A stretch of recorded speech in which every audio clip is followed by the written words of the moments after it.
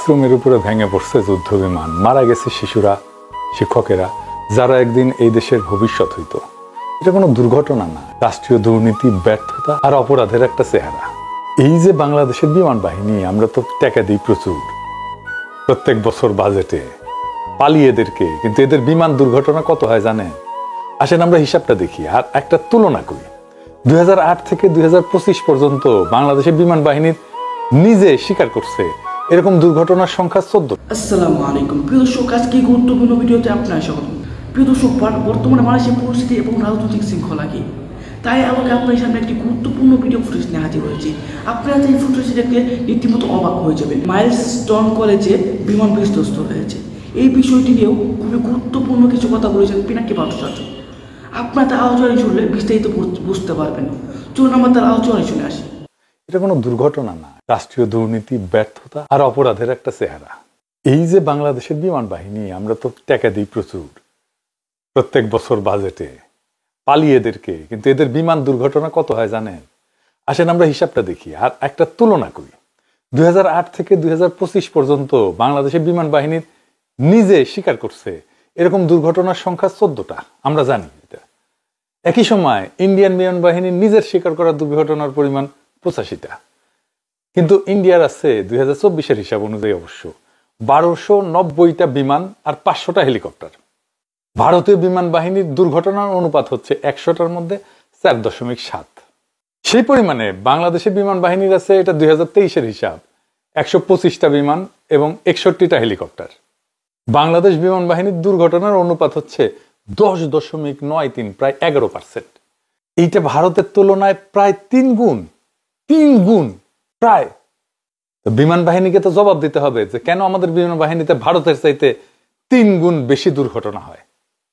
অনেকে অবিশ্বাস করতে পারেন, আমি হিসাব দিতেছি। 8ই এপ্রিল 2008 চেংদুতে F7Z দুর্ঘটনা হয়, একটা বিমান হারায়।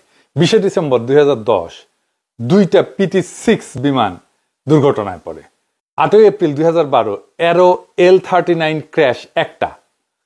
26শে এপ্রিল 2012 একটা PT6 ভারতীয় ভূখণ্ডে জরুরি অবতরণ করে। 13ই মে 2015 MI-17 হেলিকপ্টার দুর্ঘটনা হয় একটা। 29শে জুন 2015 F7MB যুদ্ধ বিমান বঙ্গোপসাগরে বিধ্বস্ত হয় একটা। 11ই জুলাই 2017 ইয়াক 130 দুর্ঘটনা হয় লোহাগড়ায়, একটা বিমান হারায়। 27শে ডিসেম্বর 2017 2টা ইয়াক 130 মাঝ আকাশের সংঘর্ষে বিধ্বস্ত হয়, 2টা। 3 জানুয়ারি 2018 MI-17 হেলিকপ্টার ক্র্যাশ করে একটা। 1 জুলাই 2018 KHW প্রশিক্ষণ বিমান রাতের মিশনে যশোরে বিধ্বস্ত হয়। 23শে নভেম্বর 2018 F7BG বিমান টাঙ্গাইলে দুর্ঘটনায় পড়ে। 9 মে 2024 ইয়াক 130 বিমান চট্টগ্রামে বিধ্বস্ত হয়। আর 21শে জুলাই 2025 এটা F7BGI প্রশিক্ষণ জেট ঢাকার স্কুলে বিধ্বস্ত হয়।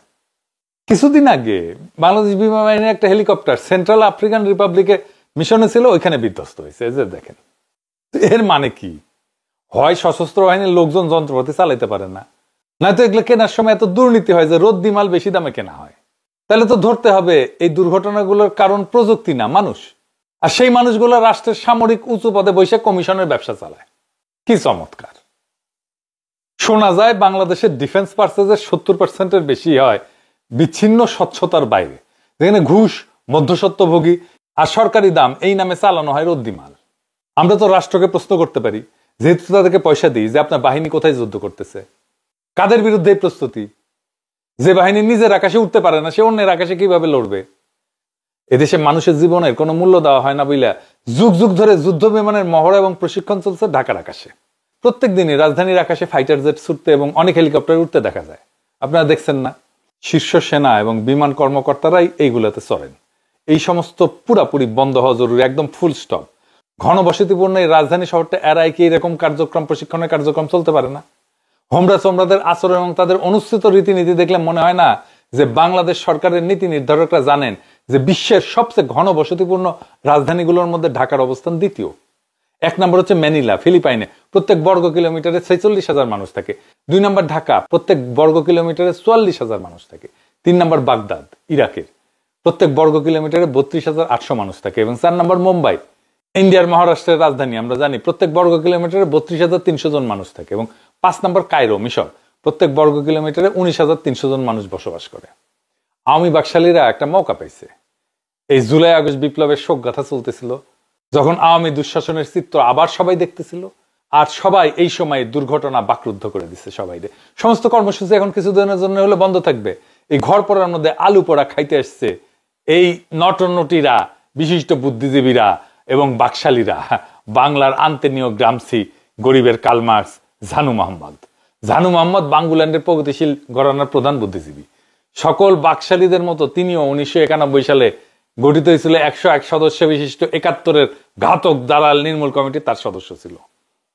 আবার পার্বত্য চট্টগ্রাম নিয়ে উনি খুব চিন্তিত আর কি, কিবা কমিটিতে আছেন।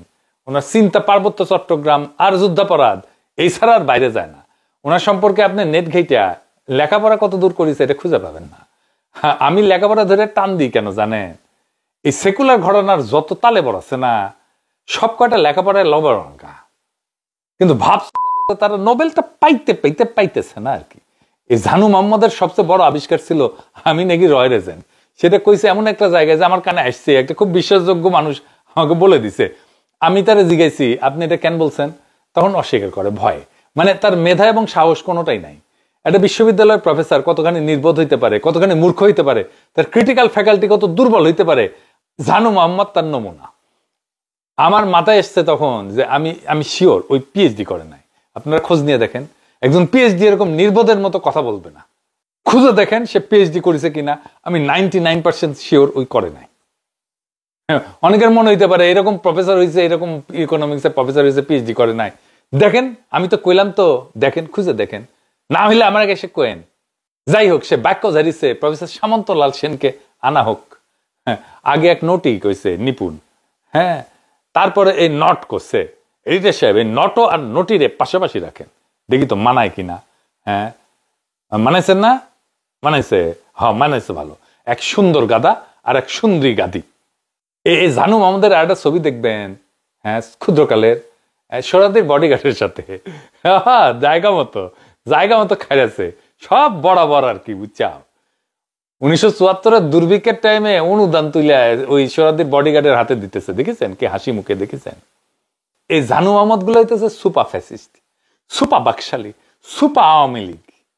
সুযোগ পেলে কক করে ওঠে। ফ্যাসিস্টের সহযোগী, ফ্যাসিস্ট মন্ত্রিসভার সদস্য, জুলাই আহতদের চিকিৎসায় বাধাদানকারী, স্বঘোষিত বার্ন স্পেশালিস্ট সামন্তলাল সেনের জন্য ওর পেট পুড়াচ্ছে। এই সামন্তলাল সেন আর এক বাটপার, লেখাপড়া করে নাই, কিছু করে না, স্পেশালিস্টই না। এই সামন্তলাল কত বড় বাটপার, মহা বাটপার। ওই এমবিবিএস ডাক্তার, কচু কাটতে কাটতে যেমন ডাকাত হয় না, যেমন প্লাস্টিক সার্জনের সাথে ঘষাঘষি করতে করতে না ওই প্লাস্টিক সার্জনের ভোগ ধরিছে, নিজেরা প্লাস্টিক সার্জন দিচ্ছে। শিক্ষাগত যোগ্যতায় সে উচ্চ শিক্ষিত ডাক্তার না, স্পেশালিস্ট না, তার যোগ্যতা এমবিবিএস পর্যন্ত। কচু কাটতে কাটতে ডাকাত হওয়ার মতো প্লাস্টিক সার্জনদের সাথে কাজ করতে করতে কাজ শিখেছে।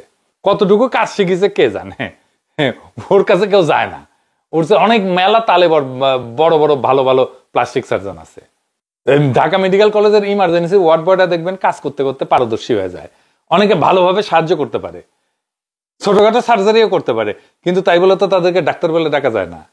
নামের পরে শিক্ষাগত যোগ্যতা হয়েছে এমবিবিএস এর পরে ডিএসএস, ভিয়েনা অস্ট্রেলিয়া লাগাইছে। জানেন এই ডিএসএস মানে কি জানেন? Diploma in social service. হ্যাঁ, যার সাথে চিকিৎসার কোনো সম্পর্ক নাই, মানুষকে ধোঁকা দেওয়ার কৌশল হিসেবে এটা করতো সে। তবে সোশ্যাল সার্ভিস ভালোই করতো, যা দিয়ে শিক্ষাগত যোগ্যতার এই অপদার্থতা আলার করতে পারত। দেশের বিশিষ্ট প্লাস্টিক সার্জনরা এই বিষয়টা জানলেও হাসিনার সাথে ও ডাইরেক্ট কানেকশনে থাকার কারণে প্রকাশ্যে এই কথা তোলেনি। আগুনে পোড়া মানুষদের নিয়ে রাজনীতিতে উইছিল বার্ন ইউনিটে প্রিয় অভিনেত্রী Sheikh Hasina, script writer plus সহ অভিনেতা। 2013-14 সময় হাসিনায় যে অগ্নি সন্ত্রাসের একটা ভং ধরেছিল না, গপ্পগীত না, ওই অগ্নি সন্ত্রাসের স্ক্রিপ্ট লেখার জন্য বার্ন ইউনিটের দরকার ছিল। এই সামন্তলাল সেন সেটা করে দিছে, সেই জন্যই ওই এত প্রিয়। 24-এর মন্ত্রিসভায় এই জন্যই তারে ঠাঁই দিছিল ভারত কোটায়। সামন্তলাল সেনের নির্দেশে জুলাই আগস্টের ছাত্র জনতার গণ অভ্যুত্থানের সময় দেশের সরকারি বেসরকারি অনেক হাসপাতালে আহতদের চিকিৎসা সেবা বন্ধ করে দেওয়া হয় এবং অনেক নিহতদের পোস্টমর্টেম না কইরা গণকবর দেওয়া হয়। সকল হাসপাতালের জরুরি বিভাগের রেজিস্টার ছিঁড়ে ফেলে দেওয়া হয়। ট্রিটমেন্ট কার্ড গায়েব করে দেওয়া হয়, আর জানু মোহাম্মদ বলতেছে তাই নাকি ভুয়া মামলা দেওয়া হয়েছে। হারাম জাদা একটা, কত বড় হারাম জাদা দেখেছেন? জাউরার জাউরা। দেন আর সিল মেরে দেন, দেন এইটা শেপ দেন, একটা সিল মেরে দেন, আরেকটা দেন, আরেকটা মারেন। মিলিছে দেখেছেন? ওটা একটা বাটপার, লেখাপড়া করেনি, এটাও একটা বাটপার, দুটোই বাটপার। এ বলে আমারে ধর, ও বলে আমারে ধর, সখী ধরো ধরো। ওই কই লুকে আছে বের করা দরকার। ওই সামন্তলাল তার কার আশকারায় তার নামে মামলা হয় না, এটাও জানতে চাই আমি। আমি কলে কয়ে দিচ্ছি, দিন কলে আসবে একদিন সব কটারে প্যাকেট করবো, যে তারে শেল্টার দিয়েছে তারে সহ প্যাকেট করবো। ক্লাসরুমে যে যুদ্ধ বিমান ভেঙে পড়ছে, এটা কোনো দুর্ঘটনা না, এটা রাষ্ট্রীয় ব্যর্থতার বদ্ধভূমি। যেখানে শিশুরা মারা যায় রাষ্ট্রের যুদ্ধ প্রস্তুতির নামে, সেখানে যুদ্ধ হয় না, শুধু কমিশন খাওয়া হয়। বাচ্চারা তো কোনো শত্রু ছিল না, তারা শুধু জানতো ওইটা ছিল, কিন্তু প্লে গ্রুপ ছিল, ওইখানে বাচ্চারা A for apple, B for ball পড়তো, কিন্তু রাষ্ট্র জানতো না C for corruption, D for death. আর এই রাষ্ট্র চায় আমরা চুপ থাকি, কিন্তু না, এই মৃত্যু আমাদের চুপ করাবে না, এই রক্ত আমাদের জাগাবে। আজ যারা বেঁচে আছি তারা আর মুখ ঘুরায় থাকা মানুষ না, আমরা এই রাষ্ট্রের মুখোমুখি দাঁড়ানো সেই প্রজন্ম যারা বলবে এই রাষ্ট্র আর আমাদের না। এই রাষ্ট্র যদি প্রশ্ন এড়াতে চায়, আমরা তার গায়ে প্রশ্ন লিখে দেব আগুন দিয়া, রক্ত দিয়া। এই রক্তে লেখা হবে নতুন শপথ। স্কুলে যুদ্ধ বিমান আর ভেঙে পড়বে না, ঢাকার আকাশে কোনো যুদ্ধ বিমান উড়বে না। সরাই নিয়ে যান আপনার এয়ারপোর্ট, আপনার প্রশিক্ষণ কেন্দ্র, আকাশে আর রক্ত। প্রিয় দর্শক, আপনারা তার আলোচনা শুনেছেন, তার আলোচনা নিয়ে আপনার কি মতামত অবশ্যই কমেন্ট বক্সে জানাবেন।